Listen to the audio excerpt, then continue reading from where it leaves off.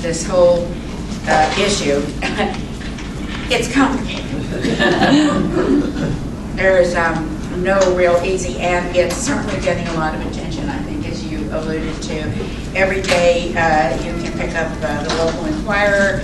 There's a series by Ann Saker, a series of answering questions about it. If you've been following that one.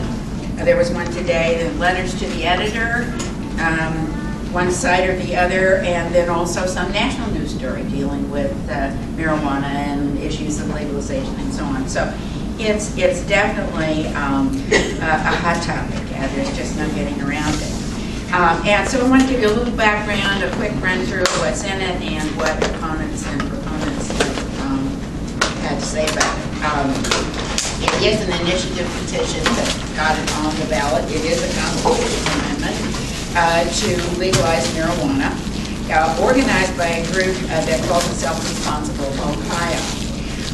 If the voters approve this issue, Ohio will be only the 6th state, or the equivalent state, to fully legalize both personal and medical use all at once. The other states that have already approved it for those dual purposes are Colorado, Washington, Oregon, Alaska, and Washington, D.C. It will also, Ohio will have the distinction of being the most populous state jurisdiction ever to approve such a policy across the board. Legalizing it. 20 plus states have some kind of medical marijuana programs, but this covers everything. At one point in the process of gathering the signatures for this particular amendment, there were at least 2 other proposals for Ohio that were submitted to try to get it on the ballot by gathering signatures. One was for medical marijuana only. Another one was a more general proposal to involve both personal and medical use, but very different in its particulars from the Responsible Ohio version that did make it to the ballot. Both of them pulled out when it appeared that they would not gather sufficient signatures in time to qualify for getting on the ballot for November 3rd. But depending on what happens on November 3rd, these or perhaps new proposals could end up and get resurrected for a future election. It is very difficult to meet the signature gathering requirements here in the state of Ohio. Every state has its own requirements regarding initiative petitions. Sometimes some states don't even allow initiative petitions. But for this year's purposes, they needed almost 306,000 valid signatures to qualify. And they have to have a minimum number across the various counties in Ohio and so on. So it's hard. And originally, Responsible Ohio submitted almost 700,000 signatures. Well over 2 is the required number, but the Secretary of State ruled that not enough of them were sufficient to qualify to get on the ballot. Only about 276,000 signatures were recognized as valid, but they did give extra time, limited time, to Responsible Ohio to get additional signatures, and they did end up qualifying with over 320,000 signatures that left a surplus more than the number required to qualify. But I think I want to point out the degree to which this is a very expensive and time-consuming process, and it did require, it's almost impossible, although people have pulled it off, to use exclusively volunteers to get these signatures, but for the most part, to get one on the ballot in Ohio, you need some kind of professional signature gathering operation, and that, of course, was used here. That was the reason that they raised a lot of money, and they expect to spend $20 million to get the voters to approve it, which is the most money spent by far in any effort in any state in the union to try to get this thing passed. There are lots and lots of controversies. It is maybe the most controversial ballot initiative certainly we've ever had in the state of Ohio, but certainly across the board in the way it's been set up. It has been fraught with disagreements and charges and countercharges in the beginning. The most controversial part at the very outset, and one that is certainly high on the list, even now, not number one, is the provision in the proposal that limits the cultivation, that is the actual growing, of this crop, the commercial crop production, to 10 farms. That's it. And they are named in the amendment, each with its own group of investors who put the money up front in order to be able to do this. 3 out of the 10 farms that are going to be in Ohio are in southwest Ohio, Butler and Claremont County. They have been already purchased or under purchase option by at least 20 wealthy investors, although it is also true that many of these 10 separate groups have many more people than just people who put up the money, and that keeps changing. But some fairly famous people are part of the process. Nick Lachey, anybody remember the boy band, 98 Degrees, and he's back. He's got a restaurant down over the Rhine now. Oscar Robertson, former actually UC star and member of the Cincinnati Royals. I've never heard of him, but some of you may have. Frosty Rucker, NFL player. A local philanthropist, Barbara Gould, and Woody and Dudley Taft Jr., who are descendants of President William Howard Taft. There is also a doctor out of Dayton, whose name is Suresh Gupta, who has one of these, and he's a pain doctor. That's a specialty, and he has promised to devote his farm to growing for medical purposes. How did they appear? Well, apparently, local Cincinnati financier James Gould actually started recruiting, I guess, people that he knew who had money that might be willing to enter this. And as you know, there's a grapevine out there, so some of the others joined in later. But that's how this group ended up as these 10 separate entities that will be limited, certainly in the commercial crop production. There have been mutual accusations on both sides regarding the signature gathering process, too. That's been another bone of contention. There have been huge disparities between the number of petitions and signatures gathered and what got qualified and what got counted, and both there were charges and countercharges on both sides about who was responsible for some of these discrepancies between the responsible Ohio people and how the Secretary of State used it. Pardon? I'm sorry. Okay. Probably when I go down like that, I try not to do that.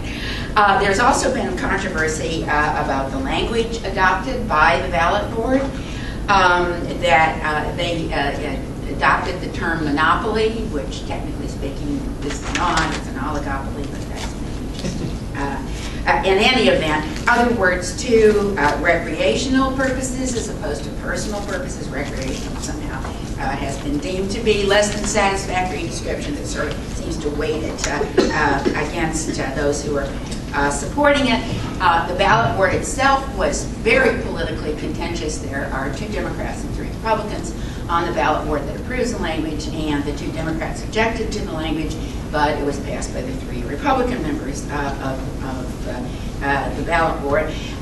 This was taken to the Supreme Court, and they just issued a ruling that said some of the language can stand, including monopoly, describing it on the ballot as a monopoly, but some of the other language had to be changed, and so I think probably both sides are not terribly happy with what the Supreme Court ruled. It was a wash, you know, but I think that gives you another notion of just how contentious it is.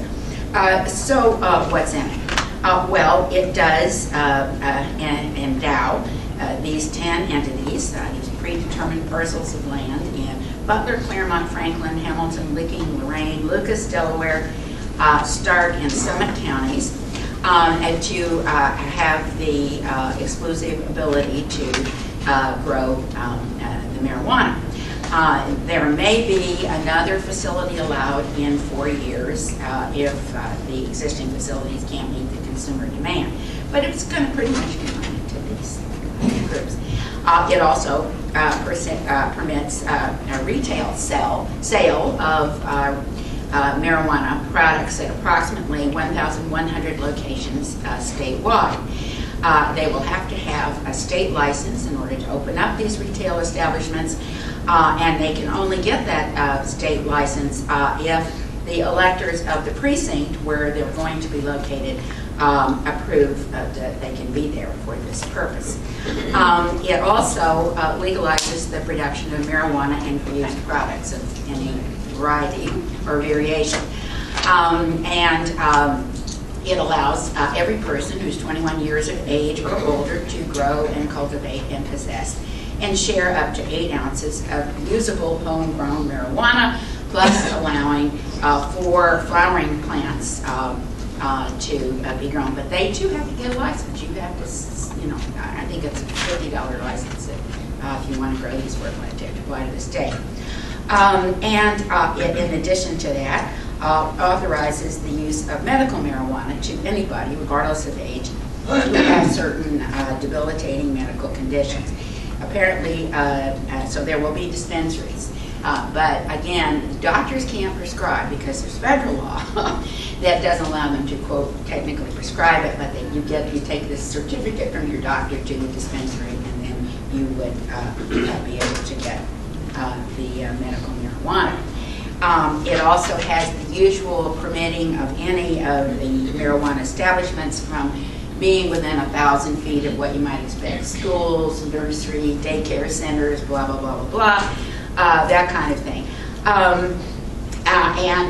It prohibits local or state law, including zoning laws, from being applied to prohibit the development or operation of marijuana growth, cultivation, and extraction facilities, retail marijuana stores, medical marijuana dispensaries in an area that is zoned exclusively as residential areas, provided they have been zoned that way as of January 1st, 2015. It creates very special tax rates for these various operations. 15% on the gross revenue of the grower cultivation end of things, as well as on the manufacturing facilities who will produce the marijuana products. That's 15% on gross revenue. And there will be 5% on the gross revenue of the retail stores. The revenues will not go to the state. They will go to the municipal and township governments and county governments, and against all local. It's not going to go to the state.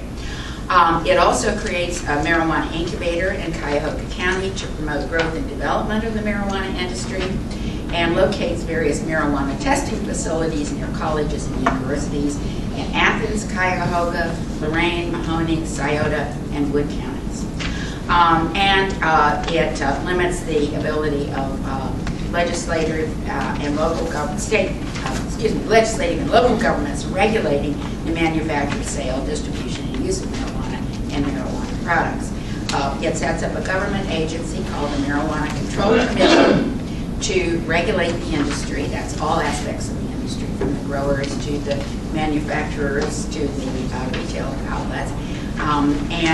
This is a 7-member commission appointed by the government, but certain categories have to be included. And I think this is important. It isn't just the will of the government. It has to include a physician, a law enforcement officer, an administrative law attorney, a patient advocate, a resident experienced in owning, developing, managing, and operating businesses, a resident with experience in the legal marijuana industry, and a member of the public.